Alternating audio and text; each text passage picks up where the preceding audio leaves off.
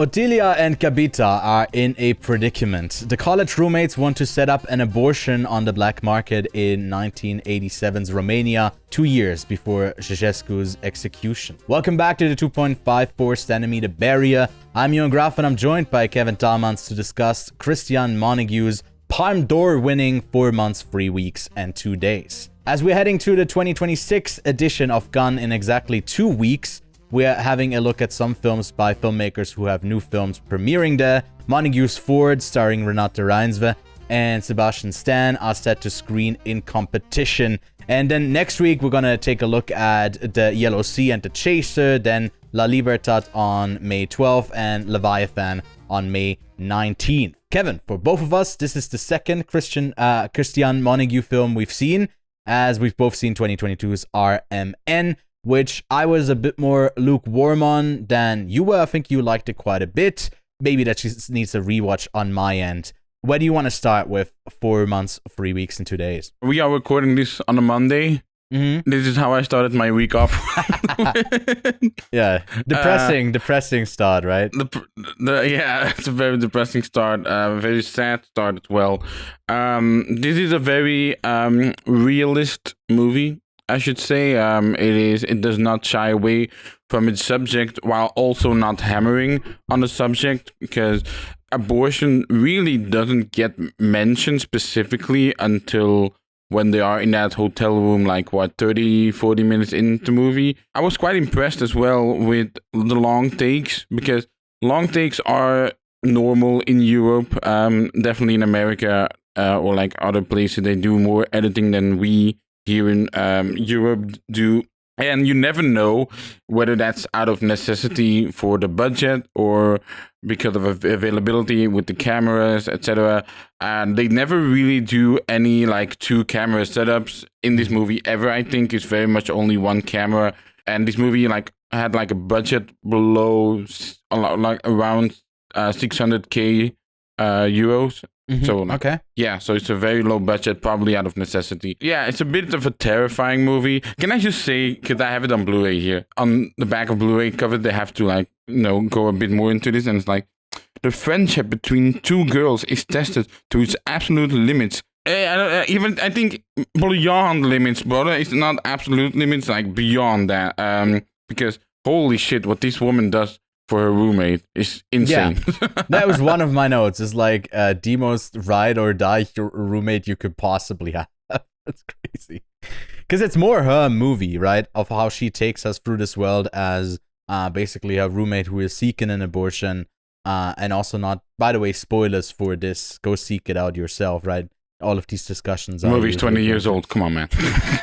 Hey, you never know. Some people might still get upset about it. You know, her seeking the abortion and not being upfront with the guy that they are trying to hire, which is it kind of weirdly funny that his name is Mr. Bebe, you know? I was thinking the same, man. I was like, what is this terrible undercover name? Yeah. It probably is, because he left his ID at the reception, so what I'm guessing is that that was a fake one, and he was sort of hyping that up in his negotiations to perform the abortion. Yeah, and I think that performance we will definitely get back to, because it's like, it seems like that it's like one of the 3 performances in the movie, maybe even more than the roommate who's seeking an abortion. He takes such a presence as he's like the one who's like a bit, like knows how to navigate this a bit more, but also knows how to exploit it a bit more. I think the long takes of what you were talking about earlier is something that really, if it's done well, lets you settle into like a time and a place really effectively.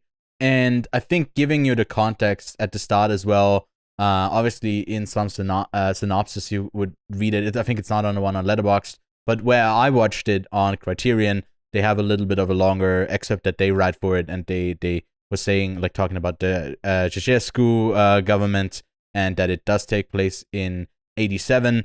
I think you get a feeling of like how much is dealt with, like these little payoffs that you do to sort of get, like, that sort of implied that level of corruption has eroded through every single part of the sort of population to get through. What I really enjoyed is that it never, even in the bigger moments where it does hold back and doesn't show us some of the the violence, some of the harder parts of it. It's not because it's like trivializing it down. Like for me, it's sometimes like there's this dismissive, really sexist way of going about treating women who get something through a sexual act as if doing that sexual act is like something you skip over and you just focus on what they got, and like how that is a privilege that they could get that, to have the option to do that, really completely eroding the trauma that you go through to do that, and like the sort of indecision, like that you basically have no decision to make. Like you really just have to do something to get there because it's imposed onto you. And I think it does that in a way where, like, you know, you're always a bit cautious when it's a male director doing something so traumatic that is deeply rooted in like female trauma. But I think he navigates it well. And the way that we linger on scenes, the way like there's moments where that feel a bit quicker, that there's a bit more movement, but also I felt a lot of like the anxiety right from the get-go. It didn't need to hold on like moments long. I really felt it when I think it was supposed to be felt. The way that it's edited and filmed is really, really effective. Do you know which movie I was thinking about while watching this? Do you know? Are you gonna say Utopia again? No. No. It's the most festival film we've ever seen. Oh yeah, April. I mean, that's Georgia. April. That's a movie from set in Georgia, which is, I guess, a bit more even to the side of like Asia, that like sort of even more conservative. Yeah. Because I mean, we can get into like the abortion laws things. I kind of found that interesting that like it often is like with Iran and with these countries that are like incredibly restrictive. There often is like a time before where it is less severe in the mid 50s to like mid 60s, up until like 66.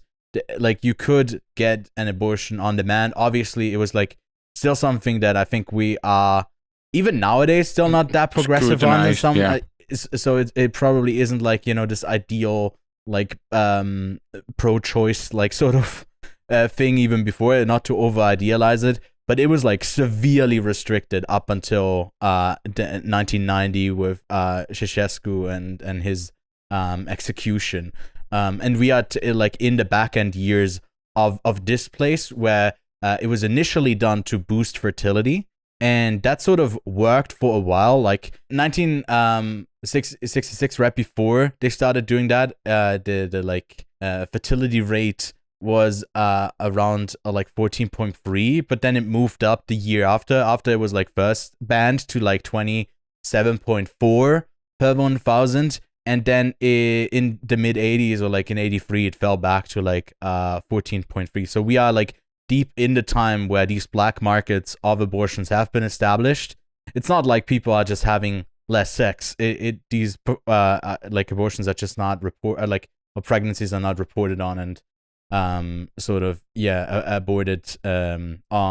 in secrecy. But I've talked a while. Like what else like was striking to you about the film? If we're going to talk about the black market stuff, I found it crazy how everybody be just knowing these aspirins' original name by heart, the way they are talking about the cigarette, I want this, that, this. And you can really see that people just know the name, the brand by heart, and are very specific in what they want and what they are dealing with. Because, like, I guess the Romanian government also issued a decree which banned contraceptives as well as abortion, like you mentioned. Yeah, exactly. So, but like on everything, and aside from the abortion stuff, there was also a dinner scene that I'm like, this is the most relatable dinner scene of all time. You know, when you're at the table, you're not like a kid, like in this movie, they're obviously not kids, but when you're younger as a kid and you're sitting at the table and you're just hearing these adults talk about shit, you're like.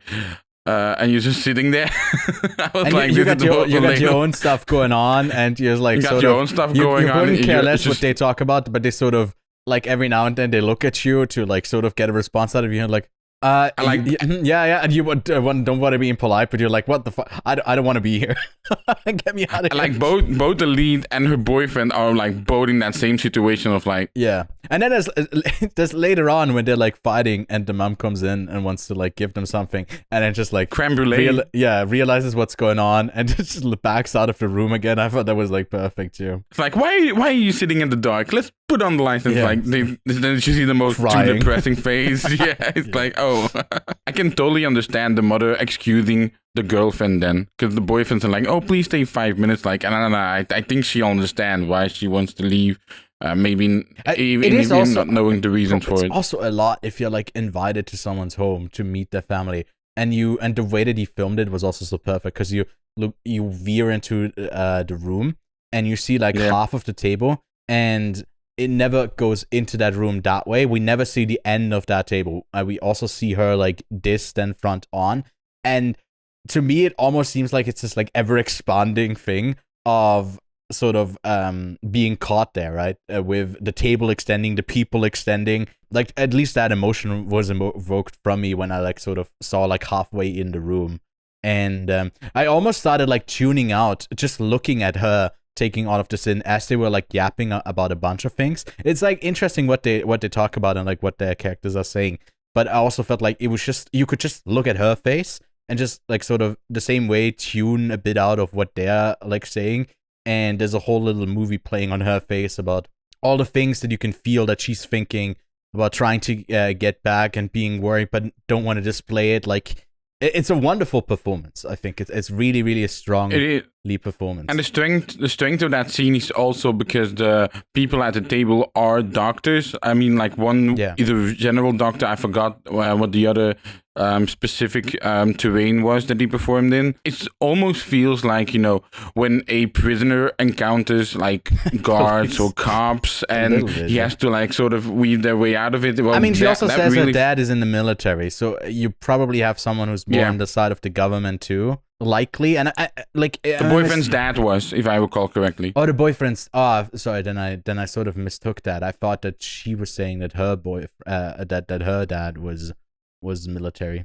Oh, that as well. Yeah. Okay. Yeah. But it's because the boyfriend dad's also a soldier or something, that he doesn't have to do the service or something along those lines, if I recall correctly. Yeah. Honestly, let's talk about Vlad Ivanov's performance, because for most of the runtime, I was like, hey, this guy seems okay. I mean, he has his strict rules and they don't obey it, which is like, girl, really? I must admit, I don't know how annoyed you were by Gabita, who needed the abortion. I wasn't annoyed by her at all. I think it's really easily you can be. I think not annoyed. I think frustrated would probably be the better word. Yeah, because it's like certain things that even then that Odilia says, like things could have been avoided if you just like called and confirmed. But there's also these like hindrances. Like, why can't you call a hotel and book a reservation and that to be like kept? Why a day before you have to reserve it? Like, it's a lot of these like little things that you need to know, that you either know or you don't know. Because to me, it sort of implied that they didn't tell her, hey, phone in a day before to confirm this, or come in person, or like, it just sort of implied that you know that, and then when you don't know, they're like, don't give me a tone like that. If like something doesn't make sense of the rules that I set up for you to like sort of fail. It's like interesting to see young people who have obviously like come up, like if you look at the mid 60s, we are like in the mid 80s now, and these are like 23-year-old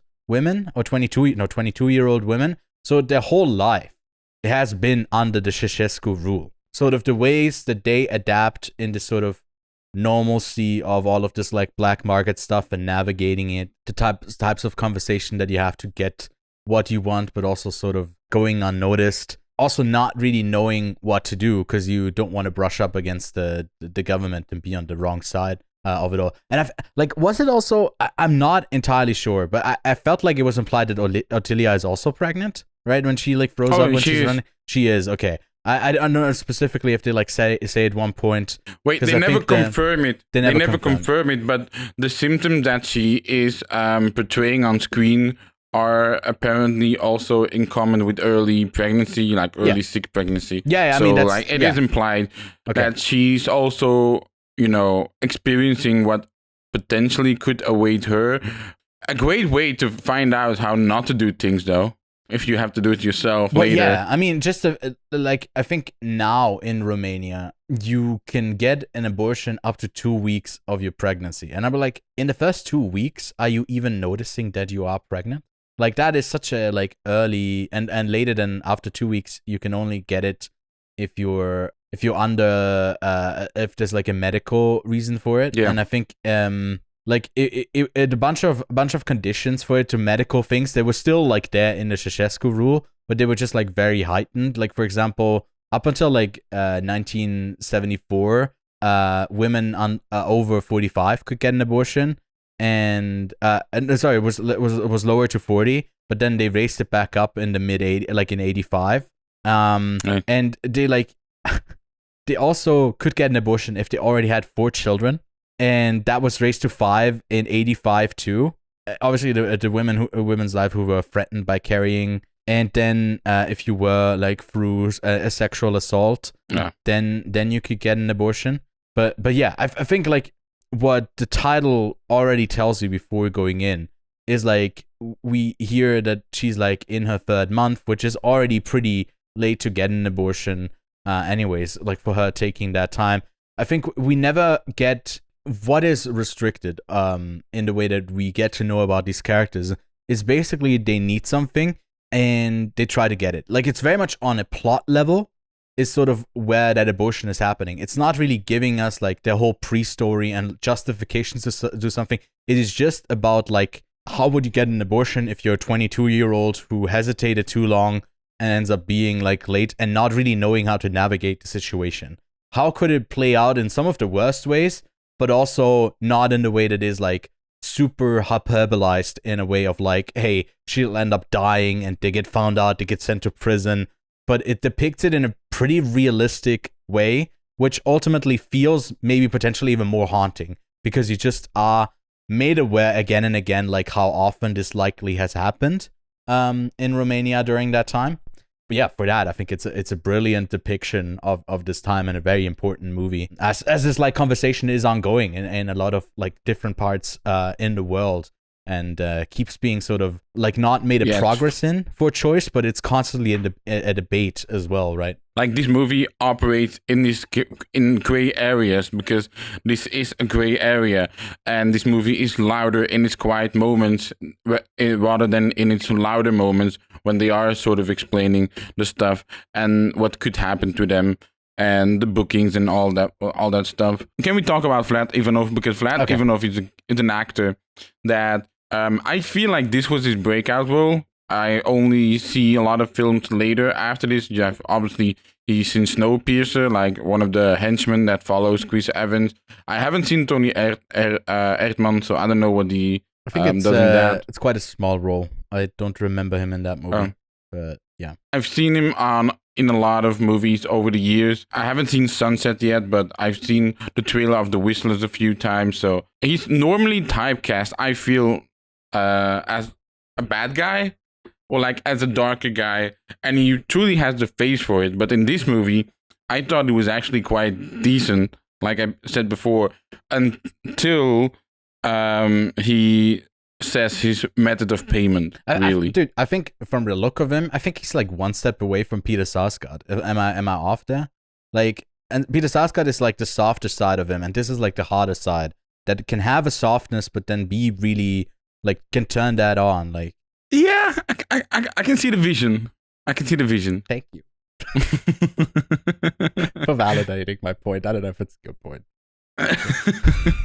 No, I think he's stellar because he's like obviously he's the adult in the room, the true adult, right? Among other adults, his pleas to like again and again say that like he's the one at risk, is like before you see that how he exploits them, it's like a real fear because yeah, if like depending on how far along it is, like how it's deemed like a murder. If it's further ahead, then it's like not just a fetus, then it's like a baby, and then he gets like 10 years in prison for that.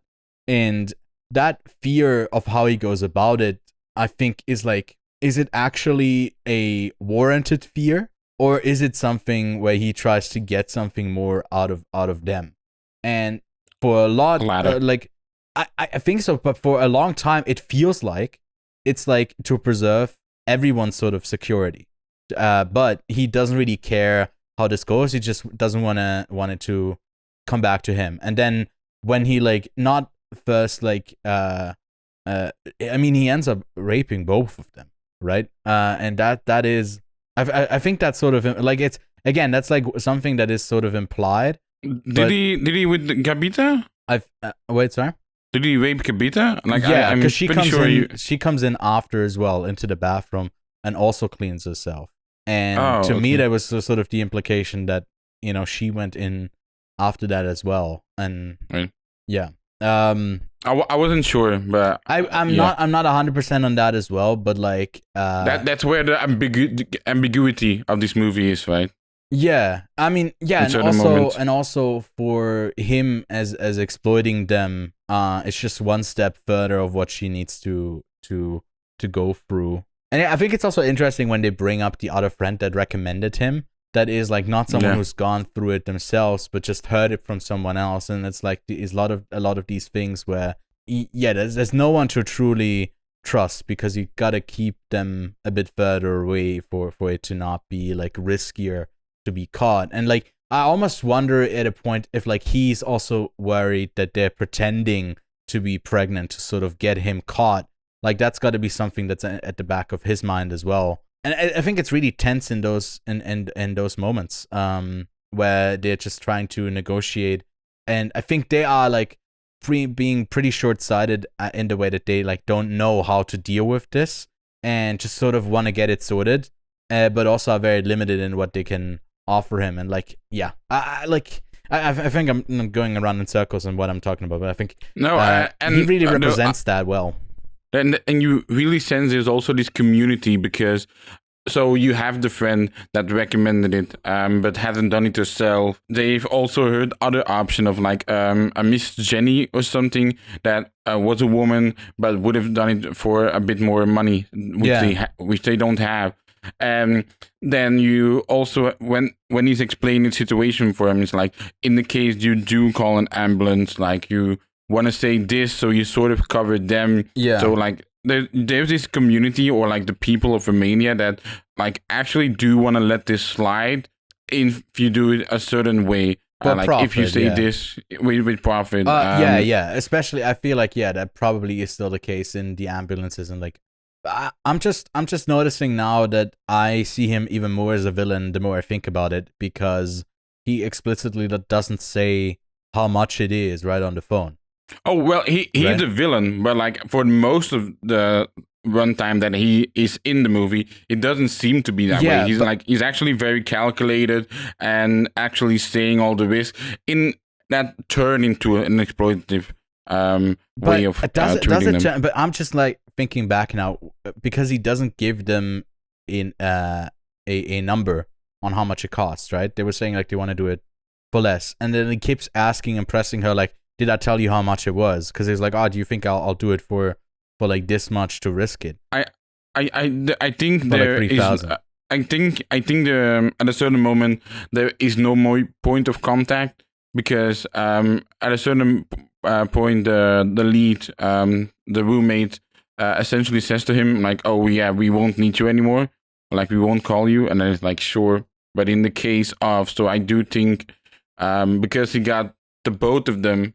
I guess that's sort of. I mean, what I meant is on the phone when they first are setting this all up, and it's Gabita. Oh, like this. He doesn't tell her how much it is, right? Did I get that correctly? Because like that's something. No, like that's also what he says in the room. Like, did I ever tell you the cost of this? But then they were sort of like just kind of around the number. So for me, my point is that he's even more a villain, because he can expect that whatever they offer him, he's like says, oh, that's too little. So in the room, he can exploit them more. So for me, it's even a question: did he go in expecting to like have sex with one of them? Presumably. And that is really dark. That is like, because that's not how I read it the first time. Now talking about it, I'm like, oh no, that could very much be the case. And it's I don't know. That's disgusting. And he has a face to pull it off as well, right? And then like the stare, Yeah. the haircut. Yeah. Man. And like he has a family of his own as well. If he didn't lie about it, he could have.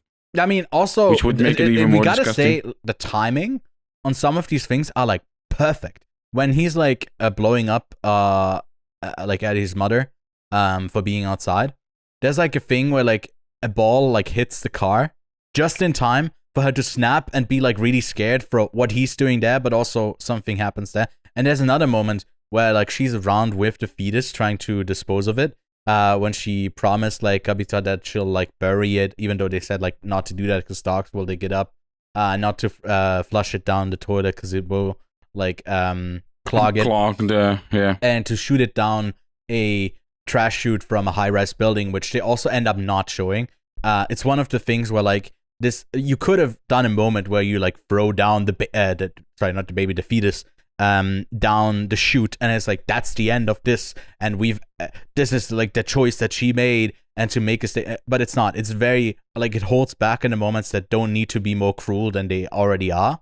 Not to show these like pro-choice people as wanting to abort a life just to be selfish, but a necessity to like live your own life that is still a difficult one to make. It's never an easy choice. Maybe it's an easy choice for what you want, but not the actual process. I feel like that is probably never easy on anyone, and I think it sort of gets lost often in this debate between like this yes or no, should I have this choice or not. It's often like that we especially on the pro-choice side, take away people's like actual like agency of what they feel. Not that like, you know, I'm anywhere close to being pro-life at all, but yeah. And like there's the one moment that I thought like with the timing was when a dog comes out and she moves back into like the middle of the frame, and I was like, did they set that up, or was the camera just like on point there? Because that is a perfect, very cinematic moment. Like, cue the dog that runs out. Because of how dark it is, you can easily hide a few people and release the dog there. Because it's very dark when she goes out. Like, you can easily hide people there. It honestly at times felt a bit All the President's Men when she was out. Like the way the darkness enclouded her the whole time. But similar way that like the chicken, the rooster in that movie. Is like, sorry, you said All the President's Men. I was thinking of My President's Cake, which is the two children walking around. I don't know if you've seen that movie. I've not seen it. Oh, you haven't seen it. But I think that's like a lot of it with an animal acting in the scenes. I was like, President, activate. I interviewed the director. Has to be what he's talking about. He's flexing again. Yeah. Okay. Question to you.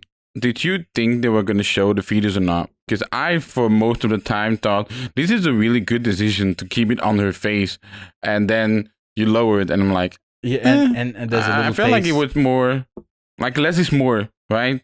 I feel like it would have been a bit more impacted if you kept it. Yeah. Because the camera is like up towards her, the fetus is just underneath the camera. I think it's a good moment, because the moment is about her scrambling to sort of get it into a bag to dispose of it. And it is sort of emphasizing the like how hot that is in that moment to like go about it. You want to get it out of there as soon as possible, because that's a risk to have it in the room.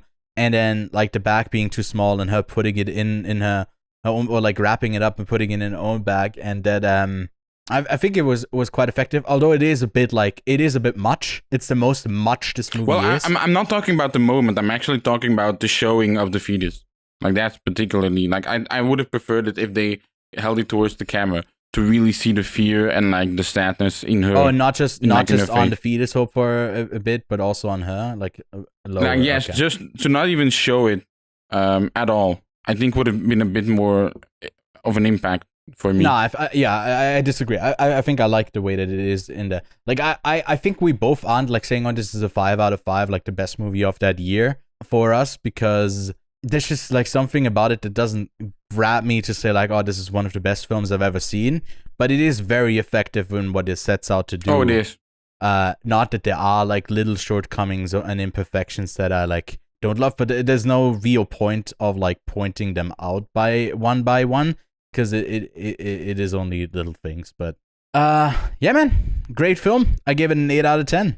I gave it an 8 out of 10 as well. I was just reading to my RMN review. I can't wait to see what the long take will be in Fjord, or like whether it will be a bit more commercial. Probably or more towards the end, I'd assume, right? Because that's like he has one in RMN where they're like all in the where they're all like debating in the room. And I think that's sort of a Romanian like doesn't Rada Jude also do a lot of like these long take moments? It's like I'm like two filmmakers, Romanian filmmakers. I was like, you can't really call it like a new sort of filmmaking style if it's just two people doing it, but it sort of feels like it's very Romanian to have these long takes. And I'm not always vibing with that. I think sometimes it does feel like you have a lot going on, a lot of people talking over each other, and you can create a feeling very easily, but then there's the instinct to like hold on that way longer than you need to. But yeah, sorry, I cut you off. You were still saying something. I forgot what I was saying. Fuck me. You were talking about RMN and like if there's going to be like a like a longer scene in Fjord as well, but I mean, no doubt it will be among, because all of his movies so far have been a real acting showcase. Of that I've seen at least. So I'm wondering like what the acting showcase, especially with Sebastian Stan and Renate Reinsve. Like, come on, I'm expecting some fire. It's the first like English speaking, partly, you know, it's in Romanian, it's in Norwegian, and it is in English, and they're sort of part of a family that's probably like speaking. I haven't read too much about it because I do like going in not knowing that much about the movies. But I think it's set in Romania, but they are a couple from Norway and America, I assume, and have children who potentially also then speak Romanian. And yeah, I'm interested in that one. I think we don't know that much about it yet. But I don't know why, but Fjord looks like, if you look at the posters of his movies, like Fjord will be the happiest movie of them all, which I'm not expecting it to be. Yeah, because like all of his movies have been pretty dark. Our next episode will be about Nahungjin, the Yellow Sea and the Shades, and it's like, oh my god, this guy's movies are bleak. So I'm sort of expecting the same with the Cristian Mungiu. Actually, let me correct that. They actually are in Norway. They're a Catholic and Romanian family who settle in a Norwegian village where Renate Reinsve is from. They got very different upbringings, and the children of both families seem to be close friends. Actually, I don't want to read that if you haven't read the synopsis, because it might be something, I don't know how I just far have. into. Okay. Well, they are suspected of hurting their own children. So that's going to be fun. Yes. Okay. And we are inside that family that seemingly is hurting their children. And they got like 5 of them. Oh god. Yeah. Oh my god. That's gonna be intense, and it's going to be a 2.5 hour long film. Again, like I wanted to say, it's definitely going to be a contender for the Palme d'Or. I wouldn't be surprised if it's up there. Well, it's neon, so yeah. And like you said already, next week we're gonna talk about The Chaser and The Yellow Sea. Be sure to watch both of those in preparation. They're both really intense. I will. Action thrillers. I've already seen them, and can't wait to talk about them with you. But in the meantime, don't forget to leave a like and subscribe to not miss our coverage from Gunn as well, where we talk about the new films from these filmmakers debuting at the Gunn Film Festival. And yeah, we'll see you soon. Cut! I didn't say quite on set, actually, so there's no sense for me to say cut. Fjord! Mungiu! Abortion!